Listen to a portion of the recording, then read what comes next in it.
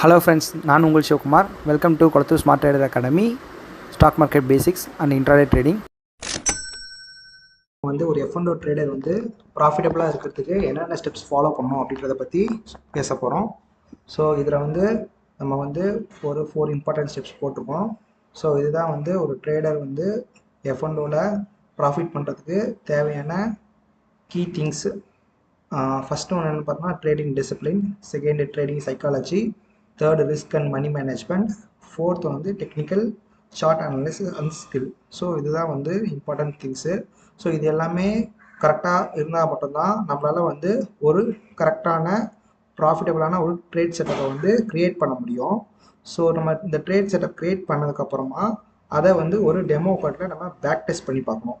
So அது back test பண்ணி அதோட வின் ரேட் நல்லா இருந்துச்சு, ப்ராஃபிட்டபுளாக இருந்துச்சு அப்படின்னா நம்ம அதில் F&Oவோட ரியல் அக்கௌண்ட்டுக்கு போய் ட்ரேடு போகலாம்.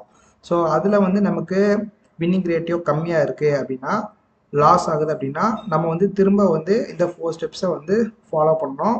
அண்ட் தென் நம்மளோட டெக்னிக்கல் அனாலிசிஸில் நம்ம ஃபர்தர் இம்ப்ரூவ்மெண்ட்ஸ் பண்ணணும். ஓகேவா? இது ட்ரேடிங் டிசிப்ளின்றது என்னென்னா, நம்ம ஒன்று நம்மளோட ட்ரேட் செட்டப்பை கரெக்டாக ஃபாலோ பண்ணி அந்த ட்ரேடை ப்ராப்பராக என்ட்ரி அண்ட் எக்ஸிட் ஆகிறது தான் நம்மளோட ட்ரேட் டிசிப்ளின். ஸோ நம்மளோட ட்ரேடோட பிளானில் எங்கேயுமே நம்ம டிவியேட் பண்ணக்கூடாது. அண்ட் தென் செகண்ட் ட்ரேடிங் சைக்காலஜின்றது என்னென்னா, ஸோ மார்க்கெட் நமக்கு கண்டிப்பாக வாலட்டிலிட்டி இருக்கும். மார்க்கெட்டில் நம்மளோட ஸ்டாப் லாஸ் கிட்ட திரும்ப மார்க்கெட் மேலே போகலாம். ஸோ மார்க்கெட் நம்ம ப்ராஃபிட் கிட்ட ஒரு 10 பாயிண்ட்ஸ் 5 பாயிண்ட்ஸ் கிட்ட திரும்ப மார்க்கெட் கீழே வரலாம். ஸோ இந்த மாதிரி டைமில் நம்ம சைக்காலஜிக்கலாக நம்ம அஃபெக்ட் ஆகும். ஸோ அந்த டைமில் நம்ம சைக்காலஜியை கரெக்டாக வச்சுக்கணும். நம்மளோட ட்ரேட் பிளான் என்னவோ அதை கரெக்டாக ஃபாலோ பண்ணணும்.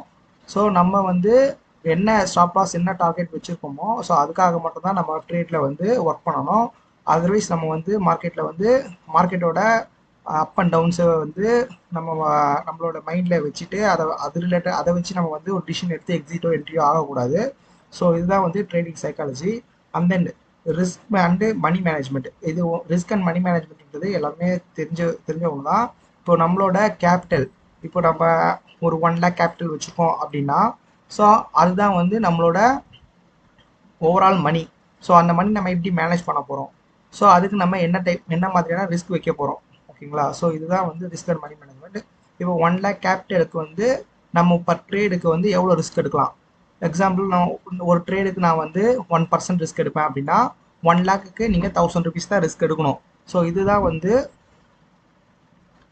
நம்மளோட ரிஸ்க் மேனேஜ்மெண்ட்னு சொல்லுவோம். ஸோ இப்போ ஒரு ட்ரேடுக்கு நீங்கள் 1000 தான் ரிஸ்க் எடுக்கணும் அப்படின்னா, ஸோ அவங்களோட ஸ்டாப் லாஸ் ஒரு 10 பாயிண்ட்ஸ் இருக்குது அப்படின்னா, ஸோ ஸ்ட்ரைக் ப்ரைஸ் இப்போது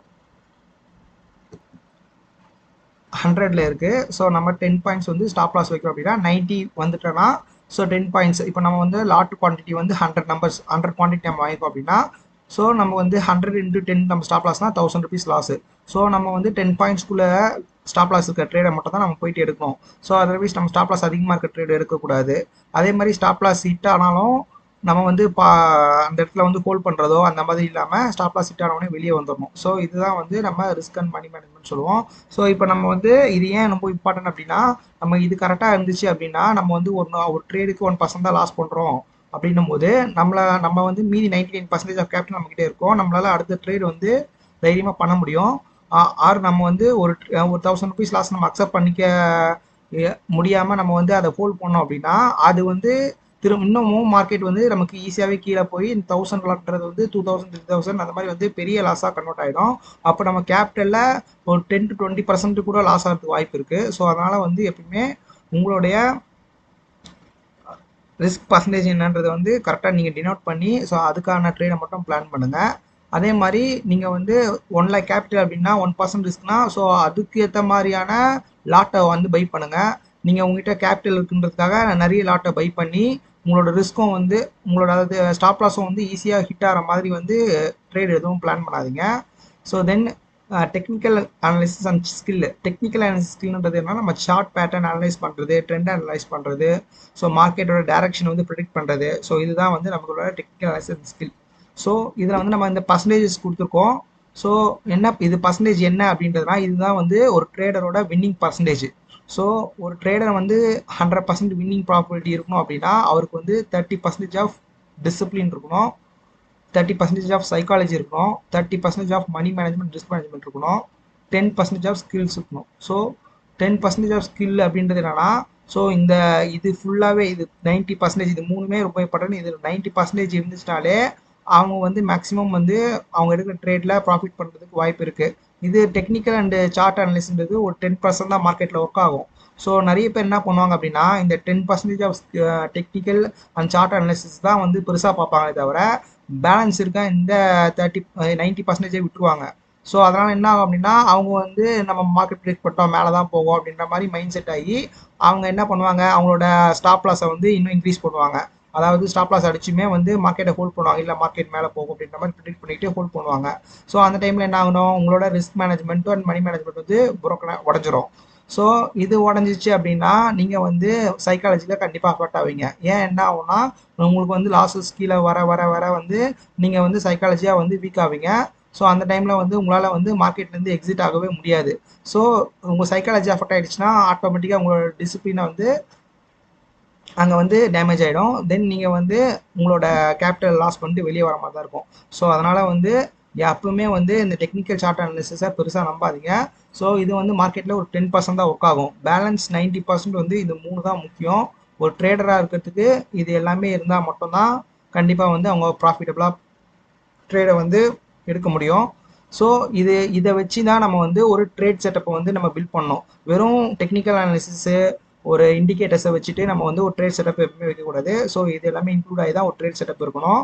ஸோ அந்த ட்ரேட் செட்டப்பை வந்து நம்ம கண்டிப்பாக பேக் டெஸ்ட் பண்ணியிருக்கணும். பேக் டெஸ்ட் பண்ணி அது வந்து எந்த அளவுக்கு ப்ராஃபிட்டபுளாக இருக்குது, நம்மளோட கேபிட்டல் வந்து எவ்வளோ க்ரோ ஆகுது அப்படின்றத வந்து நம்ம பேக் டெஸ்ட் பண்ணி நம்ம தெரிஞ்சுக்கணும். அப்போ தான் நமக்கு அதோட வின் ரேட் தெரியும். ஸோ நம்ம ட்ரேட் செட்டப்போட வின் ரேட் தெரியாமல் நம்ம வந்து ஒரு ரியல் அக்கௌண்ட்டை போய் ட்ரேட் பண்ணக்கூடாது. மினிமம் வந்து உங்கள் வின் ரேட் வந்து அபோவ் 70% இருக்கணும். ஸோ நீங்கள் 60 to 70% மேலே ஒரு வின் ட்ரேட் இருந்தால் மட்டும்தான் நீங்கள் ரியல் அக்கௌண்ட்டில் போகும்போது உங்களால் ப்ராஃபிட் பண்ண முடியும். உங்களோட பேக் டெஸ்ட்டு ஒரு டம்மி அக்கௌண்ட்லேயே வந்து உங்களால் வந்து ஒரு 70% மேலே ப்ராஃபிட் பண்ண முடியல அப்படின்னா ரியல் அக்கௌண்ட்டில் கண்டிப்பாக உங்களால் பண்ண முடியாது. ஸோ அதனால் பேக் டெஸ்ட் பண்ணும்போது ஸோ உங்களோட பேக் டெஸ்ட் அக்கௌண்ட்டில் வந்து நீங்கள் வந்து கண்டிப்பாக ஒரு 70% மேலே வின் ரேட் இருக்க ட்ரேட் செட்டப் மட்டும் நீங்கள் வந்து ரியல் அக்கௌண்ட்டுக்கு எடுத்துகிட்டு போங்க. அதர்வைஸ் வந்து நீங்கள் திரும்ப வந்து உங்களோட ட்ரேட் பிளானை வந்து க்ரியேட் பண்ணி ஸோ அடுத்து புது ட்ரேட் செட்டப்பை வந்து ரெடி பண்ணுங்கள். ஸோ அதர்வைஸ் வந்து நீங்கள் வந்து ரியல் அக்கௌண்ட்டுக்கு போகாதீங்க. இப்போ நீங்கள் ரியல் அக்கௌண்ட்டுக்கு வந்துட்டீங்க அப்படின்னா ரியல் அக்கௌண்ட் இப்போ நீங்கள் பேக் டெஸ்ட்டில் வந்து ஒரு டம்மி அக்கௌண்ட்டில் நீங்கள் ட்ரேட் பண்ணுறதுக்கும் ரியல் அக்கௌண்ட்டில் ட்ரேட் பண்ணுறதுக்கும் நிறைய டிஃப்ரெண்ட் இருக்குது. ஸோ நீங்கள் இப்போ ரியல் அக்கௌண்ட்டுக்கு வரும்போது கண்டிப்பாக வந்து ஒரு நார்மல் ரியல் மணிக்கும் ஒரு டம்மி மணிக்கும் வந்து நமக்கு டிஃப்ரென்ஸ் நிறைய இருக்கும். ஸோ அப்போது கண்டிப்பாக வந்து இங்கே நம்ம இன்னமும் வந்து இந்த இடத்துல வின் ரேட் இன்க்ரீஸ் பண்ணுறதுக்கு நம்மளோட ட்ரேட் பிளானை கரெக்டாக ஃபாலோ பண்ணால் மட்டும்தான் பண்ண முடியும். ஸோ இங்கே நீங்கள் அது மாதிரி கரெக்டாக ஃபாலோ பண்ணின்ற பட்சத்தில் நீங்கள் வந்து கண்டிப்பாக ஒரு ப்ராஃபிட்டபிள் ட்ரேடராக ஆகிறதுக்கு வாய்ப்பு இருக்குது. அதே மாதிரி இந்த இடத்துல வந்து ரியல் மணியில் பண்ணும்போது நம்ம கேபிட்டல் வந்து கம்மியாகவோ இல்லை வந்து பேக் டெஸ்ட் பண்ணும்போது வந்து நமக்கு நிறைய கேபிட்டல் ஒரு 10 lakhs கேபிட்டல் கூட நமக்கு வந்து ஒரு டம்மி அக்கௌண்ட்டில் கிடைக்கும். அதை வச்சு நம்ம வந்து எவ்வளோ வேணால் ட்ரேட் பண்ணி ப்ராஃபிட் பண்ணலாம். ஆனால் நம்ம ரியல் அக்கௌண்ட்டில் ரியல் மணியில் நம்ம கையில் என்ன கேபிட்டல் இருக்கோ அந்த கேபிட்டலை வச்சு எப்படி ப்ராஃபிட் பண்ணுறது அப்படின்றது வந்து நீங்கள் தான் வந்து உங்களோட மணி மேனேஜ்மெண்ட் ரிஸ்க் மேனேஜ்மெண்ட்டை வச்சு டெலிட் பண்ணிக்கணும். ஸோ அதனால் வந்து நான் என்ன சொல்கிறேன்னா நீங்கள் வந்து பேக் டெஸ்ட் பண்ணும்போதே உங்களோட ரியல் மணி என்னவோ அந்த மணியை வச்சு பேக் டெஸ்ட் பண்ணி அதை ப்ராஃபிட் பண்ணி அதை டபுள் ஆக்குங்க. அதுக்கப்புறம் ரியல் மணிக்கு வாங்க. ஸோ அதர்வைஸ் வந்து நீங்கள் வந்து பேக் டெஸ்ட் பண்ணி நீங்கள் ப்ராஃபிட் பண்ணாத வரைக்கும் உங்களோட கேபிட்டலை டபுள் ஆக்காத வரைக்கும் நீங்கள் வந்து இந்த அக்கௌண்ட்டுக்கு ரியல் அக்கௌண்ட்டுக்கு வராதிங்க. அது அப்போ தான் வந்து உங்களால் வந்து ஒரு கான்ஃபிடென்ட் ட்ரேடராக ஒரு மார்க்கெட்டில் வந்து ட்ரேட் பண்ணி ப்ராஃபிட் பண்ண முடியும். ஸோ ஓகே ஃப்ரெண்ட்ஸ், இப்போ உங்களுக்கு வந்து ஒரு கிளாரிட்டி கிடச்சிக்கும்னு நான் நினைக்கிறேன். மார்க்கெட்டில் வந்து எது ரொம்ப இம்பார்ட்டண்ட்டு எது இம்பார்ட்டண்ட் இல்லை, ஸோ நம்ம என்ன தப்பு பண்ணுறோன்றது வந்து இந்த ஒரு வீடியோவில் நான் உங்களுக்கு கவர் பண்ணியிருப்பேன். Okay friends, thank you. ஸோ உங்களுக்கு இந்த வீடியோ பிடிச்சிருந்தா லைக் பண்ணுங்கள், சப்ஸ்கிரைப் பண்ணுங்கள், ஸோ பெல் பட்டனை கிளிக் பண்ணுங்கள். நம்ம அடுத்த வீடியோவில் பார்க்கலாம். தேங்க்யூ.